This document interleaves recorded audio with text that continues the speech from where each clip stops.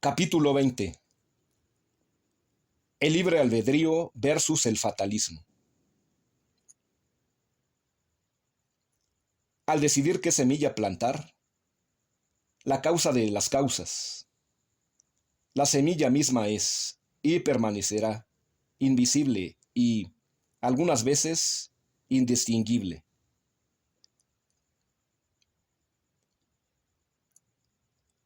Ni siquiera podemos percibir claramente la raíz, tronco y rama del árbol sin haber plantado la semilla. Y desde luego, si aún no se ha elegido la semilla a plantar.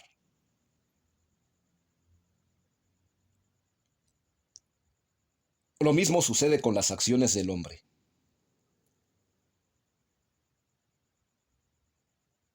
En el momento de la elección, el libre albedrío, sin ser tolerantes e impartir, o intolerantes, que es el deseo de recibir tan solo para uno mismo, eligen la naturaleza de la semilla que hemos de plantar en el futuro.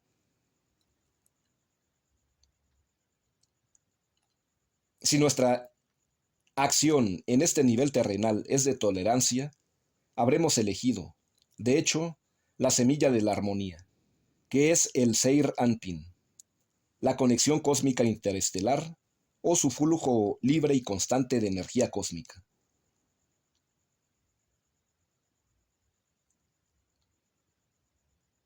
Así, habremos elegido considerar el precepto de ama a tu prójimo como a ti mismo, y de nuestro modo de comportamiento, habremos disminuido la fuerza cósmica negativa del deseo de recibir tan solo para uno mismo.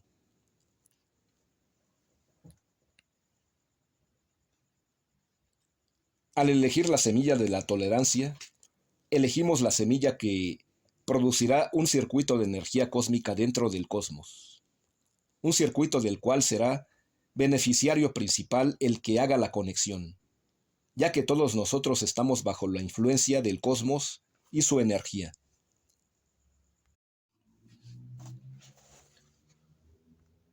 El libre albedrío consiste de una red infinita de significados y correlaciones en donde se puede convertir en representación de todo lo demás, pero todo dentro de los límites de la unidad que todo abarca.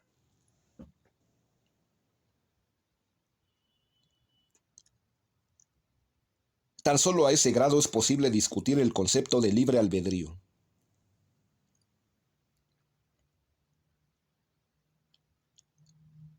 El propósito fundamental de la existencia del hombre en este plano terrenal es eliminar el concepto de pan de la vergüenza.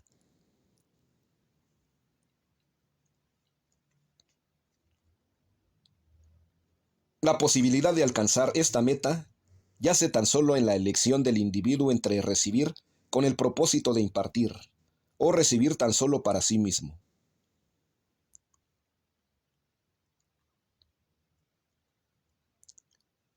Una vez que se hace la elección y se planta la semilla, de ahí en adelante todo está preordenado y estructurado minuciosamente.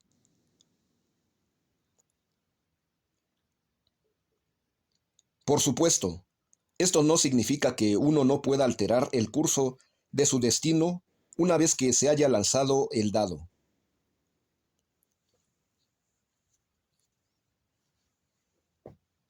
El Zohar nos asegura que, aunque las estrellas impulsan, no obligan.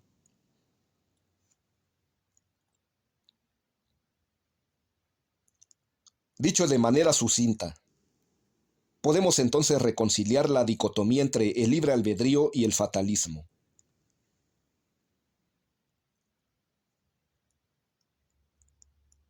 El primero se refiere a la oportunidad que le dio al hombre de elegir recibir, ya sea por el bien de impartir o tan solo para sí mismo.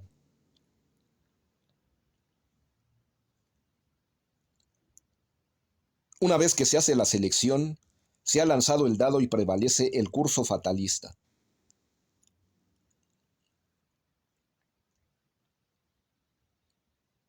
Sin embargo, solo puede prevalecer esta hasta que el hombre ejerza, una vez más, el libre albedrío.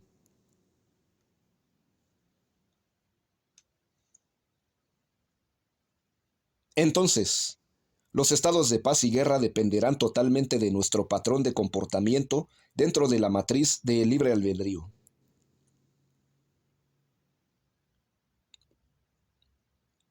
Pero aún, cuando un estado de energía cósmica negativa, generado por las acciones de la vasta mayoría de la humanidad, cubre a nuestro mundo, sumergiéndolo en guerra y destrucción, el individuo todavía tiene la oportunidad de trascender y alterar para sí mismo el impacto de la energía negativa. Este fue el panorama que Moisés creó para los hijos de Israel.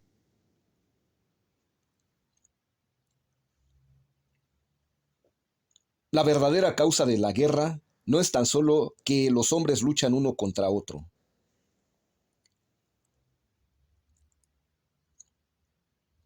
La batalla es tan solo la manifestación física de un conflicto metafísico que aún no se ha resuelto. Un bloqueo de flujo libre de energía cósmica que se manifiesta en nuestra esfera terrestre.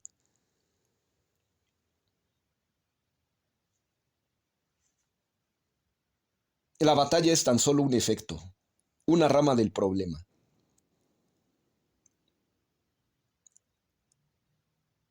La raíz de la guerra nace en otra parte. Las batallas metafísicas ya acontecieron hace mucho tiempo y las ondas, o ecos, siguen presentes para que nosotros los utilicemos sin saber cómo hacerlo.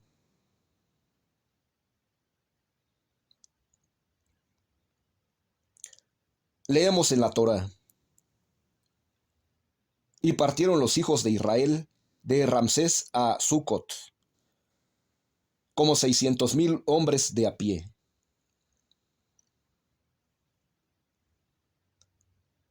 ¿Cuál es el significado del número de israelitas que salieron de Egipto? ¿Y por qué es importante el número 700,000?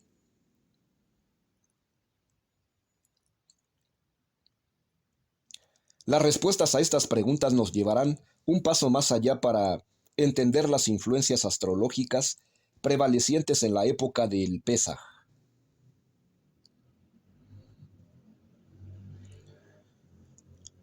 Nos dice el Zohar que el planeta Marte, cuyos signos son Aries y Escorpión, surgió a través de la influencia de la sefirá de Netzach o Victoria.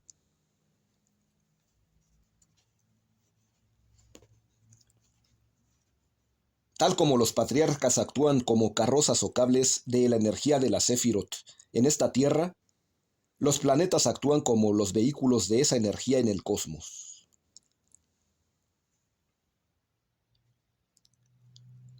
Cada año, durante ciertas épocas, se sentirá su energía con más fuerza sobre la Tierra.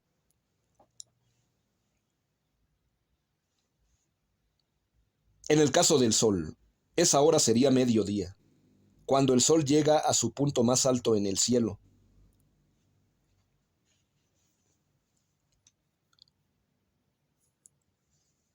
En el caso de la Luna, la influencia se siente con más fuerza cuando está llena.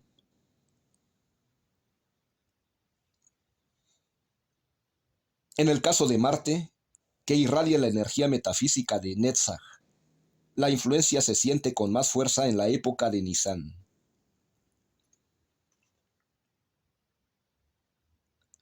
Esto explica por qué Pesaj cae el 15 de Nisan, ya que el calendario judío se basa en el ciclo lunar, el día 15 en la época de la luna llena.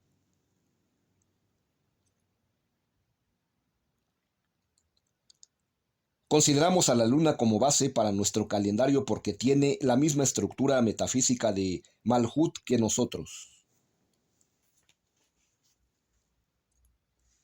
Por lo tanto, cuando la luna está llena indica que esta es la época en la cual el potencial para recibir la energía del Seir Anpin, en este caso el Sol, se encuentra a su máximo.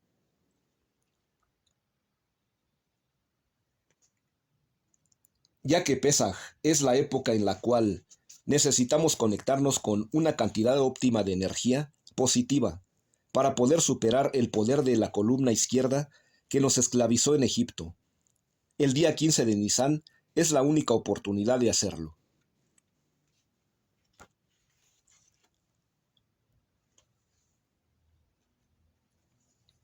Sin embargo, también se encuentra la energía de la Sefirot en algunas piedras preciosas y semipreciosas que son, precisamente, las que menciona la Torá en relación con la elaboración del pectoral del sacerdote, y es en este sentido en el que se revelará la importancia de los 700,000.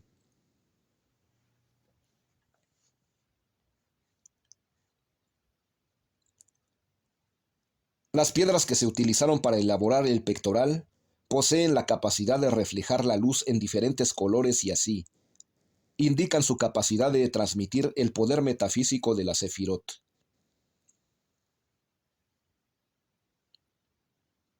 Hoy en día, la ciencia, a menudo, explota la fuerza de energía que se encuentra dentro de estas piedras, la dureza del diamante, las propiedades de emisión de luz del rubí que se utiliza en el láser, y la calidad de vibración constante del cuarzo aprovechada en relojes de pulsera y de pared.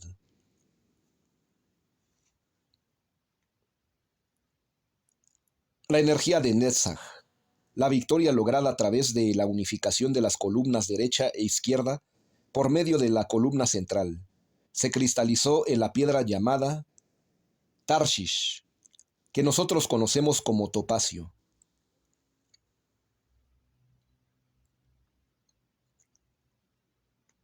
Cuando la energía metafísica penetró la piedra, se fragmentó en 600,000 chispas. Esto es Nitzotzim, que entraron en los 600,000 judíos que se encontraban en Egipto en la época del Éxodo, llenándoles del poder de Netzach, que era necesario para lograr la victoria sobre los poderes de la columna izquierda.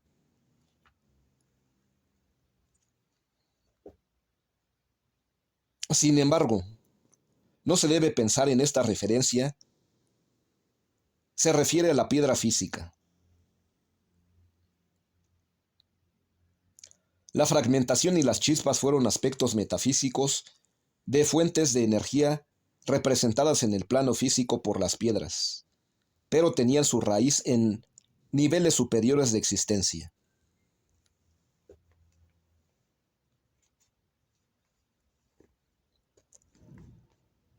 La reunión de todos estos elementos e influencias y su atracción hacia el nivel físico por las acciones de los judíos en la noche de Pesaj marcó el principio de su influencia en el mundo físico.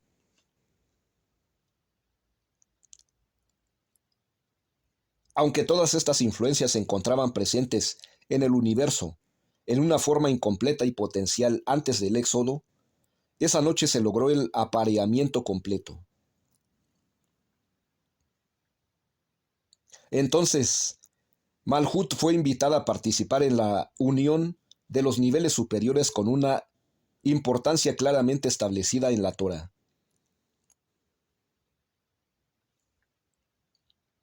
Y habló el Señor a Moisés y a Aarón en la tierra de Egipto, diciendo: Este mes os será el principio de los meses. Será este para vosotros el primero en los meses del año.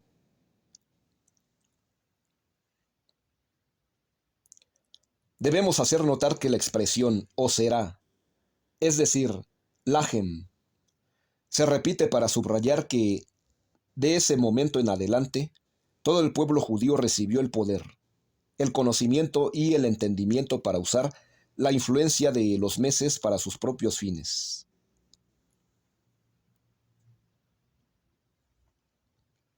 De hecho, este fue el primer precepto que se le dio a los hijos de Israel como una nación: la santificación de la luna nueva, que es Kiddush HaJodesh.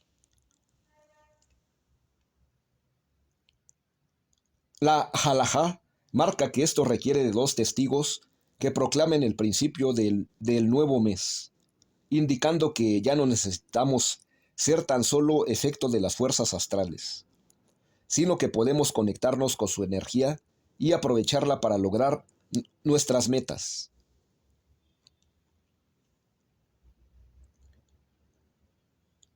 La función de los dos testigos al informar la luna nueva va más allá de la simple observación.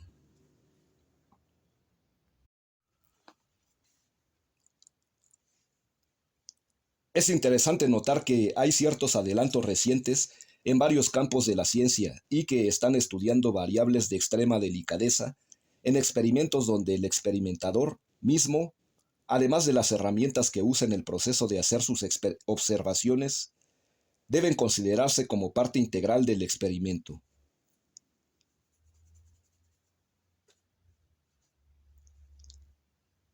De hecho, el acto mismo de observación, que supone la reflexión de otras ondas del objeto o partícula bajo observación, afecta el resultado del experimento, según se sabe ahora.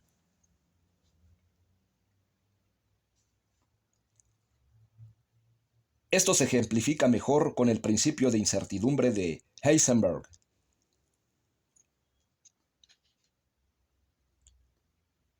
Además, este concepto se reconoce en el campo de las ciencias sociales, donde se le llama el efecto experimentador prejuicio.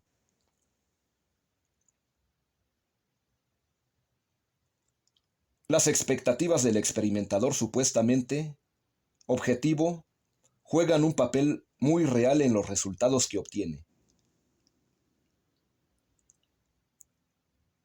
Así, aunque la apariencia física de la Luna puede cambiar sin que sea informado por los observadores, el cambio metafísico de energía que representa la ocurrencia de la Luna nueva debe conectarse con los preceptos y la observancia por el acto de ver e informar antes que se pueda volver operativo.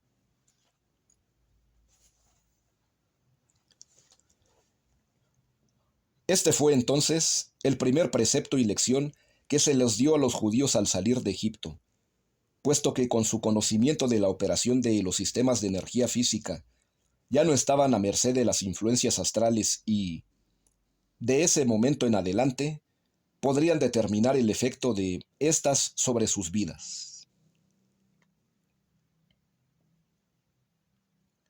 Si se nos dio este dominio sobre la luna tan solo en el momento de nuestro éxodo de Egipto, queda claro que hasta ese momento habíamos sido dominados por su influencia.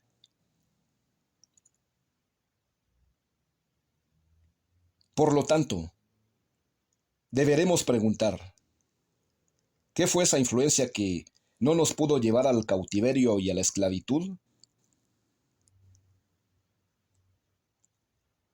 La respuesta es sencilla y se puede deducir al considerar la diferencia entre la luna y el sol.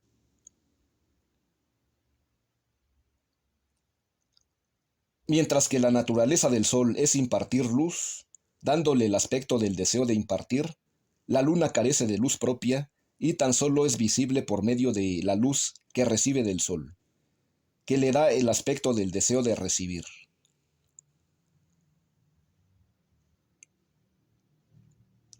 Sabemos esto a través de la historia de la creación.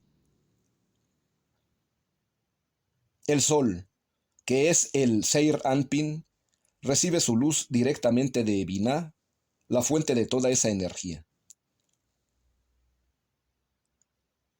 La luna, o Malhut, que se originó recibiendo directamente de Binah, se vació como resultado de la restricción, o Tzimtzum, creada por el pan de la vergüenza, el cuarto día de la creación.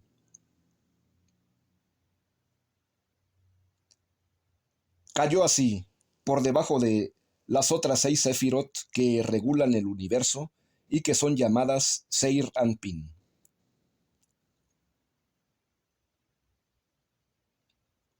Subsecuentemente, la luna recibió su luz tan solo de manera indirecta a través del Seir Anpin, y así ejemplifica el deseo de recibir, que es el poder de la columna izquierda, y el factor que creó los 400 años de esclavitud que sufrieron los egipcios, los hijos de Israel en Egipto. Antes del Éxodo, la luna ejerció una influencia avasalladora sobre los hijos de Israel.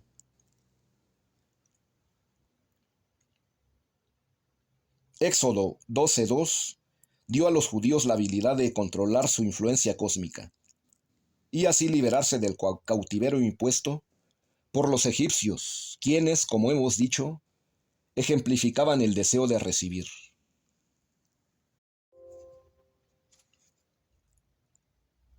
Referencias al capítulo 20. El libre albedrío versus el fatalismo.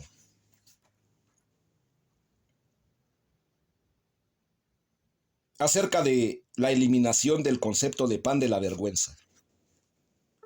Revisar Iniciación a la Kabbalah, páginas 91 a 93, 100 a 104.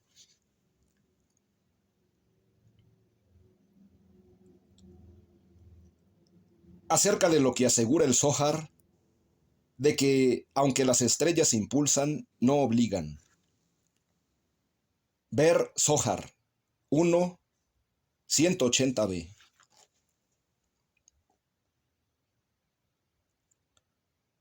Acerca de lo que se lee en la Torá. Y partieron los hijos de Israel de Ramsés a Sucot, como 600,000 hombres de a pie. Ver Éxodo 12:37. Acerca de lo que refiere el Zohar de Aries y Escorpión, y de su influencia por parte de la sefirá de Netzach o Victoria. Ver Zohar 1, 43a.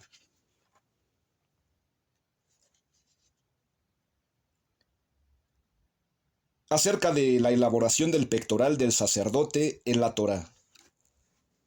Ver Éxodo 23:15.